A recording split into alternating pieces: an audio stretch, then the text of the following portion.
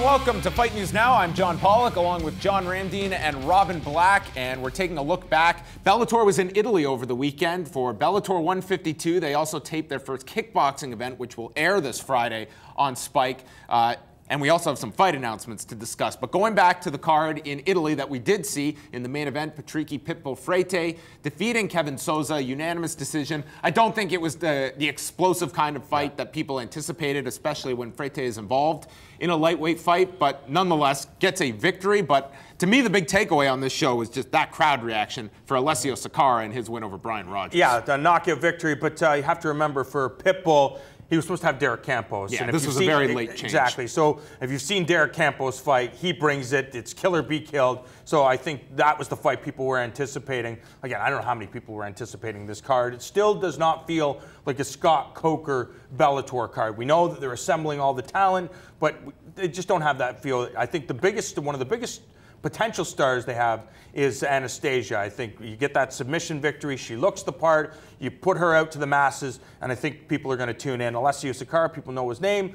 I don't know if they know Brian Rogers, but you get a big knockout. So yeah. I'm sure the fans are going to be entertained. And very cool to see MMA in Italy and see them respond to Sakara like that. I also like the differentiating factor. Like, if you are competing with Coca-Cola or something big, the UFC, you need differentiating factors. And having this kickboxing as an option now, Sakara wants to fight Rampage in a kickboxing match. Cool. The fact that you can now produce that as an idea, use the MMA guys to sell the kickboxing, it's different combat, it's a differentiating factor that I think is going to be fun to watch. Yeah, it'll be interesting how much focus Bellator gets this week, because they do have the kickboxing cards Friday night, which I don't know how much of an audience is going to be for taped kickboxing and for kickboxing in general. I think this is going to be an upward battle for Bellator to truly establish Bellator kickboxing and find its stars. But preceding that will be the debut of Benson Henderson for the promotion as he challenges Andrei Koreshkov for the welterweight title. So you have a lot of big stuff coming up Friday night on Spike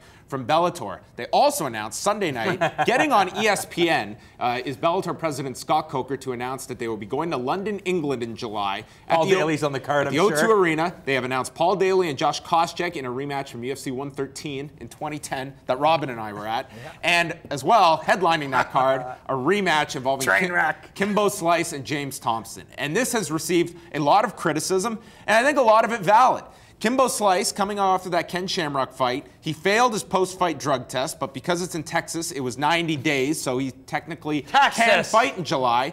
But now we're going to a place that it will be self-regulation by Bellator. I have a lot of issues with this, and I think that the criticism is warranted. I'm sure, but hey, this is the landscape. You get to, some of the rules, you get to bend them, and Bellator's playing the game. That's fine, but there's also a receipt for that, I think, from people that are going to be criticizing this move. I mean, this is one that, if Kimbo Slice had fought anywhere else in the United States than Texas, it would have been a lot longer than 90 days. Yeah, it's true. Yeah. But the reality is, I think we're very, very close to it. I think when you just think about the casual audience that scrolls through Bellator and they see what Kimbo Slice versus this big English dude, I am watching 100%.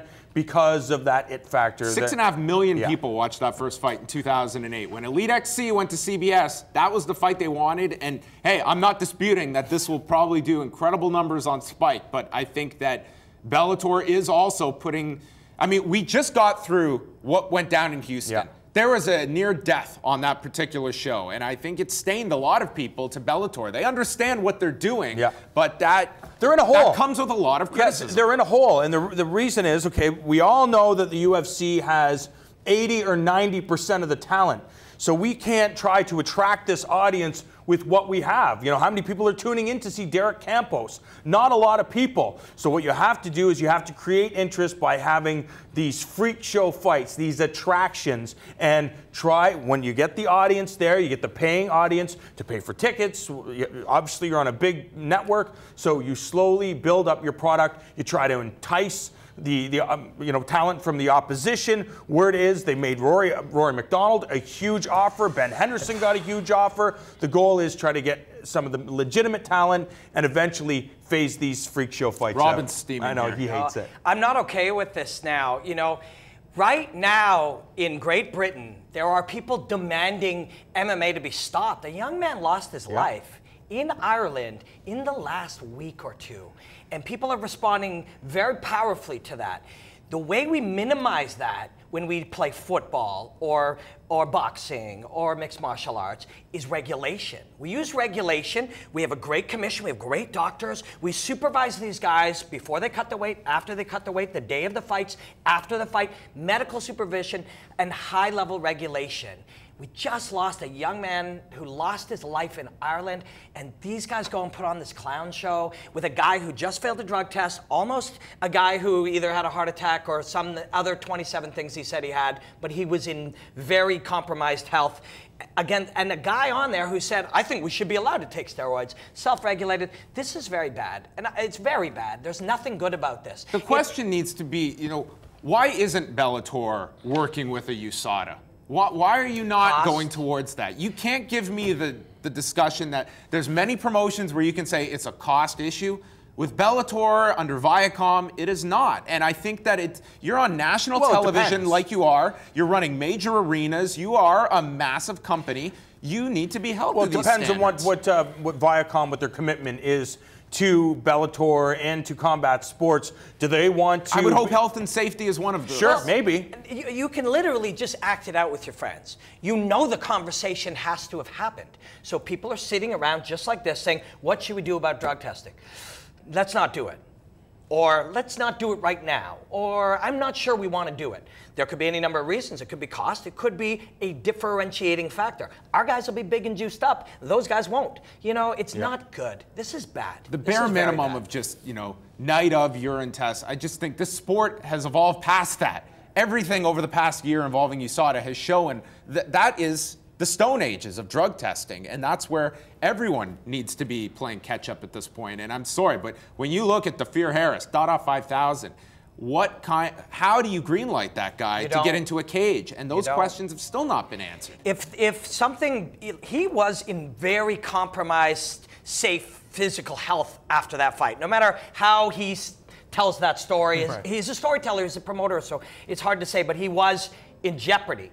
The reason he was in jeopardy was he was not in good enough health to go fight. And he fought a juiced up guy. These are two very bad things. We just saw a martial artist lose his life doing the thing that he loved, a young man. In this case, this is bad. This is very bad. There's nothing good about this. Finally, the Ryzen promotion had their card over the weekend as well. We saw tag team grappling. We saw Kazuki Fujita return at the age of 46. He shouldn't have returned. I mean, these are all things. I think this very much connects to our discussion we just had. I mean, there's a certain level where I think it's unfortunate when you see a fatality happen at a mixed martial arts event, that it's a wake-up call, that this is really dangerous at its core. And I think that, again, when we're just going to places where regulation is just a theory, I'm not okay with that. No, I understand, but you have to remember that even at the highest level, we all know the drug testing was coming in the UFC. The UFC constantly trying to make this sport clean, yet guys in the UFC are still getting popped for stuff. That is the nature of this crazy business sometimes. And for Scott Coker, it's like, when we go back to Bellator or any of these promotions, the UFC, they came in and bought up all the competition. The WEC was around, the UFC was around, Strikeforce was around. Everything was pretty even. The sport was going to grow. The UFC came and consumed everything. Now there's little scraps for these promoters to try to make their way in this industry that's completely changed since the UFC has dominated over the last number of years. I'm not saying it's right, but you have to understand that this is sometimes what these guys have to do to make a splash, to try to get some interest where the fans are, because right now when we think of mixed martial arts, we all think of the UFC. You ask anybody on the street, unless this is your sport, and some of these smaller promotions, the UFC is MMA, and all these other promoters are just trying to make their way. But at the point at which it's like, well, it's too hard to compete with the UFCs, so we have to skirt drug issues. We have to skirt safety issues. We have to put on freak show fights. I mean, why don't we just put a bear in there with some guy? Why don't we put 2 guys with swords in? Nobody has some natural, universe-given right to make money making people fight. You go and you put this on as a contest between well-protected, safe, high-level professional athletes so we can see something beautiful come of it. I mean, there's nothing good about skirting safety and skirting regulation to go make money. That's dirty. That's bad. That will wrap it up for us, but there was lots going on this past weekend, and coming up next, we're going to take a look at some of those cards that went down over the past weekend.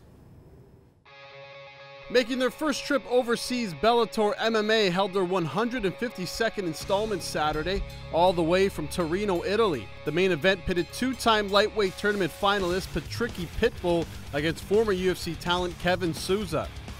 This wasn't exactly an easy one for Pitbull, with his original opponent, Derek Campos, pulling out of the fight, but Pitbull managed to pull it off by chopping at Souza's legs with kicks and scoring some well-timed takedowns. After 15 minutes, Patricky Pitbull was declared your winner by way of unanimous decision. In the night's co-main event, UFC vet and Italy's best mixed martial artist Alessio Sakara took on longtime Bellator favorite Ryan Rogers. Skip to the second, where Sakara would land 2 monster right hands to knock Rogers out. Alessio Sakara's been sticking with his bread and butter. A few kicks, but mostly punches, and he's been fighting at a pace. And there's the biggest one so far. That one caught behind the ear, and we are done. The first shot from Sakara wobbled him, and the second one ended Brian Rogers' night. If you wondered if Alessio Sakara still had knockout power, there is your answer. Huge shots. This crowd is rumbling. Getting his second straight victory since being cut from the UFC, Alessio Sakara gets his 12th career knockout. Son of MMA veteran Antonio McKee, AJ McKee, taking on Danilo Belorado. Both men's undefeated records were on the line, but it was McKee getting the upper hand, putting away Belorado with a hard combination midway through the first round. Making his poppy proud, AJ McKee improves to 4-0. In the lone women's MMA bout of the evening, hot prospect Anastasia Yankova went up against the debuting Angela Pink. The part-time model and Russian Thai boxing champion has been spending her time at King's MMA, and the work she's put in showed, dragging Pink to the ground and setting up the armbar finish. Getting the dominant victory, Anastasia Yankova improves her MMA record to 3-0. Opening up the card, Bellator newcomer Daniele Scatizzi took on Danielle Michelli. Scatizzi dragged the fight to the floor early in the first round, taking the back of Cyborg and pounding him out for the TKO victory. With the fight still scheduled for May's Bellator FC card against Cody McKenzie, Daniele Scatizzi improves to 7-2. From Sioux Falls, South Dakota, and airing right here on Fight Network, Resurrection Fighting Alliance held their 37th installment, and even the boss himself, UFC President Dana White, was in attendance, filming an episode of his reality series, Looking for a Fight. In the main event, the light heavyweight title was on the line, with hometown kid Devin Clark taking on Rafael Viana. Clark landed some nice right hands on the Brazilian, but ultimately his game plan was to grind out the opening rounds along the fence and setting up takedowns. The Brazilian looked to land some bombs, but somewhere in the second round would injure his right hand and unfortunately could not continue.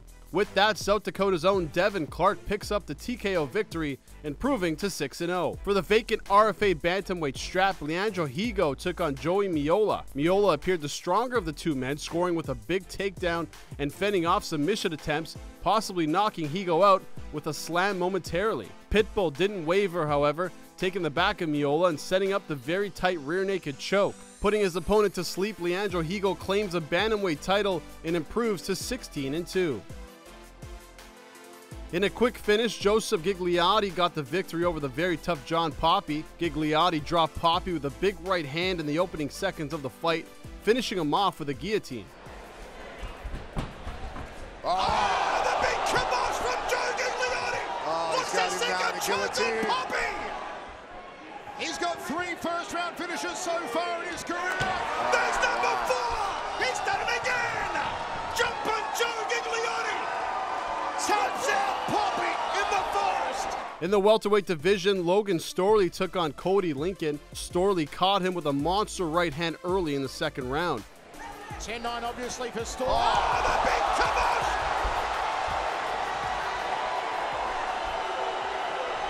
It's good.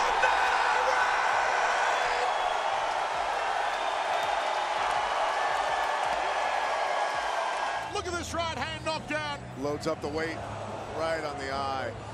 Smack bang from Logan Storley, then he pounces on him. Lincoln, 7-year layoff from the MMA cage at least. Didn't do him any favors. And jumping in and fighting Logan Storley didn't do him any favors either. With Dana White keeping a close eye, Matt Lopez looked to keep his undefeated record intact, taking on Eli Finn.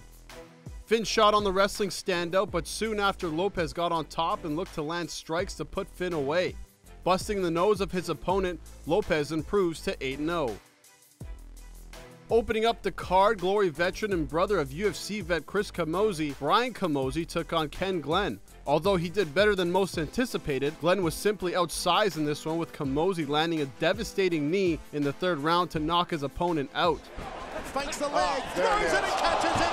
It's good night, Irene! Well, he didn't do it in the first round. He didn't do it with the right hand, but he did it all the same. Camozzi knocks out Ken Glenn with an awesome right leg roundhouse. Check it out. Bam, right there, perfect, right on the jaw.